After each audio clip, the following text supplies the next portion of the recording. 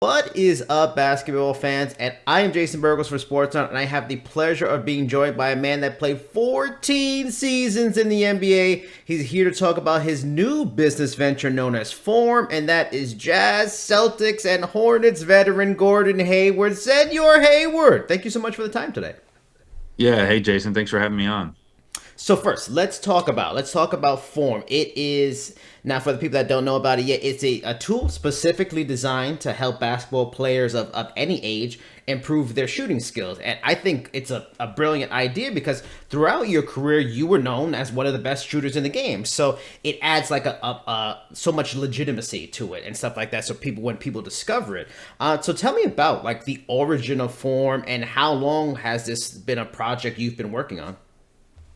Yeah, so I mean, I've actually Form has been something that I've used for probably the past 3 years. It actually started because it was a product under a different name that was designed by a guy named Charlie Wallace, and I actually was scouring the internet, just looking at different things to help me with my hand placement when I shot a basketball. And also, I felt like my left hand was in the way sometimes. And so I was just looking online, trying to just find stuff to help me as a shooter. And because I think you can always become a better shooter no matter, no matter who you are. And I ran across this product and, I was watching Charlie just drain jump shots from like half court. The ball was rolling right back to him. So I'm like, I got to give this a chance. And so I bought one. And I think Gordon Hayward came across his database and he called and wanted to see if it was the real Gordon Hayward. And, we got to talking and he showed me how to use the product and everything. And, I loved it. And 2 or 3 years later, my business partner Emerson Campen and we decided that we wanted to kind of buy the company, rebrand it, relaunch it. We just felt like it can help a lot of people. I mean, it helped me, but more than anything, I think it can help young shooters, young basketball Mm. players learn how to shoot.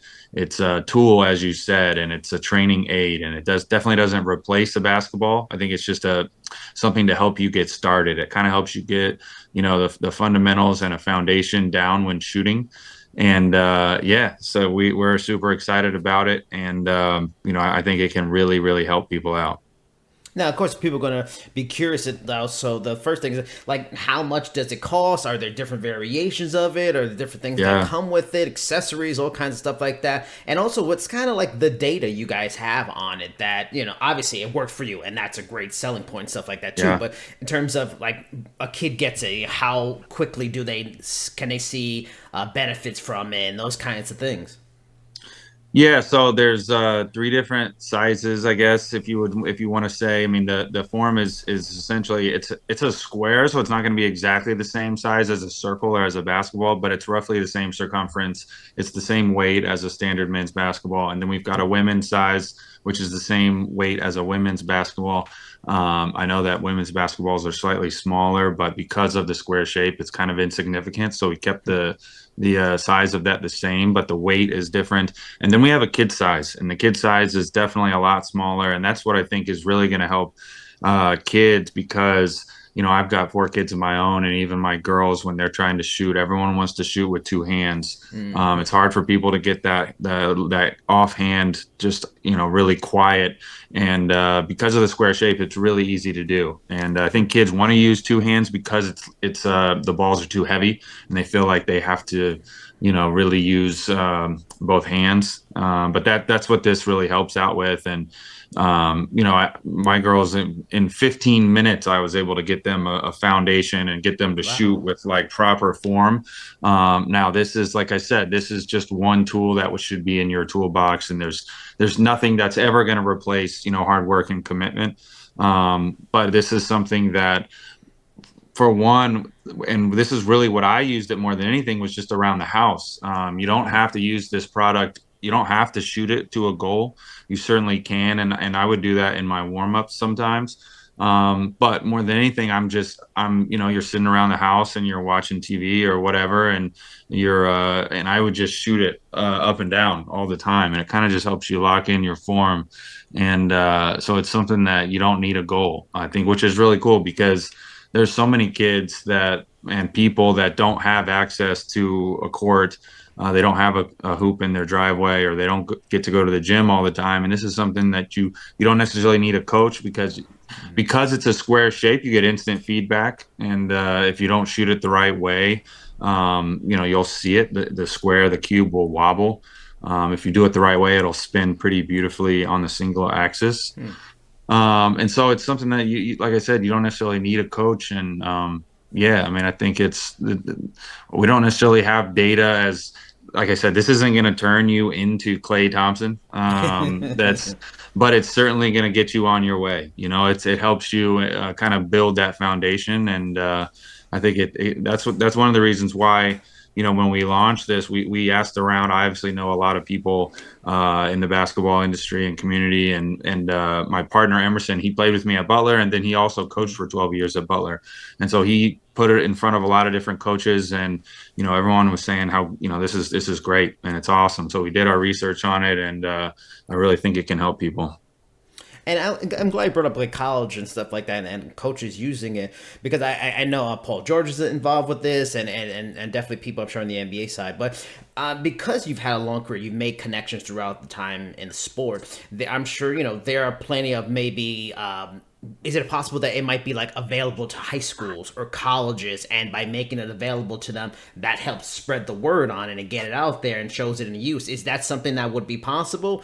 And like, if for schools that are interested in using it to spread the word, get the benefits out of it, how would they get reach you guys? Yeah, so it's definitely possible. And we've already had some people reach out as far as high school coaches, and they want us to come do clinics and stuff, which is Oh, definitely wow. possible. And, there's a website that we have, and you can visit the website. And there's ways to contact us on that website. And because we're, it's such a small company, we're surely, we'll get back to you as soon as we can, and try to help all the young shooters and young coaches out there that would be interested in using this thing. So, of course, I have a lot of questions about your career. Now, you surprised many by retiring in August, just a few months after turning 34, and you had several offers from interested teams. NBA fans know about, how injuries affected your career and stuff like that. So, how far back did like thoughts of retirement begin, and did maybe not getting offers you felt you were worth from other teams play some bit of a part in your decision to retire? Yeah, I mean, when I had my major injury against Boston, that's when I was certainly at the darkest moments. And you think about retiring even then. Just when you're injured and you can't play, and because it was a catastrophic injury, that was certainly part of the most difficult time of my career. But I felt like I was able to come back, and I felt like I was able to be the player that I was before the injury. I had some of my greatest games in Charlotte, and so it was something that I was at peace with where I was as a player. I think more than anything, I felt like I was just missing other things in my life that are extremely important. My kids are all getting older, and felt like I'm on the road all the time. I don't get I'm missing sporting events, Mm, missing recitals, yeah. missing helping them with homework, and taking them to school, and all these things that you only have, one opportunity to do. And like I said, I mean, I felt at peace with how my career was. Certainly had offers that I could have definitely taken and played and made some really good money. But for me, it wasn't about that. It was more about kind of just ready to do something else and ready to move forward, and spend more time with family, do more stuff like the forum. I also just produced a movie that was just released nationwide, Mm. across 304 screens, and so just interested in doing other things. I talked to Vernon Davis from the 49ers a couple months ago. He's gotten into the Hollywood end of things. So what's that process been like? Because he's been doing it for a while. He's been acting, he's been producing and stuff like that. Was that Yeah. something always that you were interested in, like even dating back to Butler high school, or is like when you get on the stage and you're hobnobbing with a lot of famous people and you're a professional basketball athlete and stuff like that? Do you meet people and then all of a sudden it piques the interest? Like, yeah, I kind of like movies. I'd like to get into involved in the industry. Yeah, so I've always loved movies. Just remember watching them growing up, and in the NBA, and we have a lot of free time, and you're on the plane a lot, and you're in the hotel room a lot. So I always loved movies. I never really thought I would produce a movie or be involved in something like that. It kind of just fell into my lap, and the movie is called Notice to Quit, and the writer, director, co-producer, he's now a good friend of mine. We met actually through my injury in Boston. Simon Hacker did the documentary on my return, and we became really good friends. Decided to start a production company, Whiskey Creek. Decided then to start a distribution company, which is really kind of unheard of. And so we distributed the movie ourselves, and like I said, got it out to 304 screens across the country, which I'm definitely really proud of. And as an athlete, I can, with full transparency, say that my main job was being a professional athlete and an NBA player, and so I didn't really get a chance to do as much as I would have wanted to with the movie. I was sent dailies. I was involved in the casting, and I actually got a chance to go to Skywalker Sound and do some of the editing, which was an amazing experience. But now that I'm done, it's something that I can, moving forward, be more a part of. So. Like I mentioned before, your history with injuries has unfortunately been a major part of your career and your story in the NBA. For fans, I don't, they don't get the mental and physical grind of rehab. Questioning your trust in your body and stuff like that, the highest levels. What do you feel was like one of the biggest kind of misconceptions of fans during your career, and getting complaints about injuries and stuff like that? Yeah, I mean, it's definitely warranted. I think before I was, before my major injury in Boston, I was really healthy. And then after the injury, your body's a miracle, and what it's able to do is incredible. And so it's able to compensate for the most part. But because, you have an injury and it has to be repaired, and your body starts to, like I said, it starts to compensate. So the force has to go somewhere, and sometimes it goes into muscles or bones or tendons that aren't probably supposed to be handling that kind of force, and then those end up going, and it's kind of just a snowball, and so things just keep happening, and you keep getting injured. It's just unlucky, but that's kind of the way that it goes, and it's. I felt like I did everything in my power to be as healthy as I could, and sometimes you have freak injuries too, and there's nothing you can do about it. So it's a part of sports. I wish it wasn't. I think all fans wish it wasn't. There's been so many guys over the years that have gone through injuries, and it's certainly changed the course of my career. But for example, Derrick Rose, he just retired, and he's Yeah. somebody that, I Yep. mean, if he wouldn't have gotten injured, would probably be in the considerations for one of the greatest point guards to ever play. I mean, he Yeah. was incredible. So even me as a basketball fan, I wish that there was no injuries, but it's kind of just it's how it goes sometimes. The Boston Celtics' latest championship has furthered the idea that Brad Stevens really is like a basketball savant. He was, helped put Butler on the map in college, very good coach in the Celtics. Now he's a very good executive. You've had an extensive history with him, college, pro ranks. From your experience, what makes him different than other coaches and executives you've come in contact with through a long career? Yeah, I mean, he's just got that it factor that's hard to describe. And it's hard to put into words. I feel like no matter what he decides he wants to do in life, he'll be successful at it.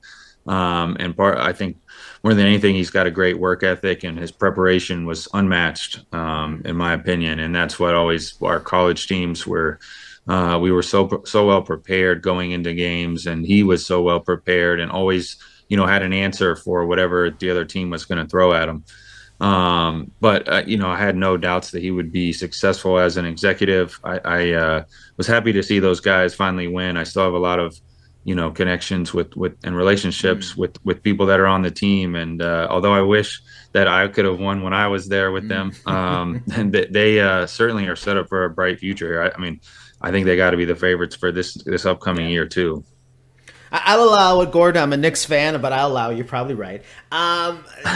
You played for the Hornets in the final years of Michael Jordan's ownership. What was that like? Like, did his ownership, because he owns a NASCAR team, was he really not around as much as people expect, or was he kind of around often? And you even maybe experienced one of those classic like MJ moments that add to the MJ lore during your time there.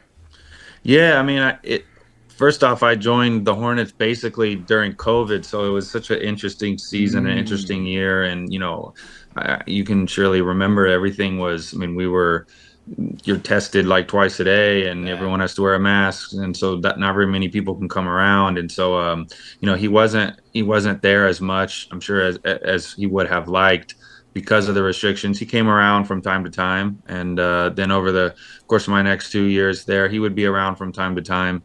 But I think he potentially lived in Florida or somewhere else, and Mm, so he wasn't probably as there as much as he would have wanted to be.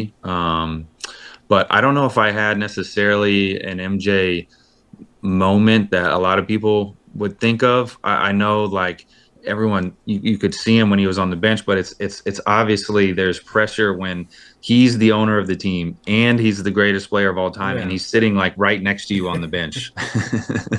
Like that's there's some serious pressure there when you come, Mm, especially when you come out of the game and you just did something wrong and yeah. you're like looking at him. But I mean, it's great to have somebody like that because I could have a convo with him and, Mm. we talk basketball and, he's obviously one of the greatest to ever do it, if not the greatest to ever do it. So you were in good hands. Your final season in the league was with the Thunder, just in time to watch pretty much their ascension to being one of the very best teams in the West. Shai Gilgeous-Alexander turning into an MVP level player. You're in there. You see things fans, even media, don't see every day. What would you say? You've been around a lot of very good players, a very good player yourself in the league. What does he do on a day-to-day basis that that elevated him to now he's like an MVP superstar of the league now? Yeah, I mean, I think there's no secret sauce to any of it. Especially for a guy like him who's not like Um, I mean, he's long and he's got a great first step, but he's not like a crazy athlete. I would say, and that's what's even more impressive. Guys like him, guys like Kyrie, where their stature isn't, as intimidating as like a Giannis, Yeah. or like a KD or an Anthony Davis or a LeBron. Like he is, all skill, and he's just he's a worker, man. I think he loves the game, and that's all the guys and the greats that I've been around, that's how they are. They love being in the gym. They love being better, getting better at basketball, using the little tricks.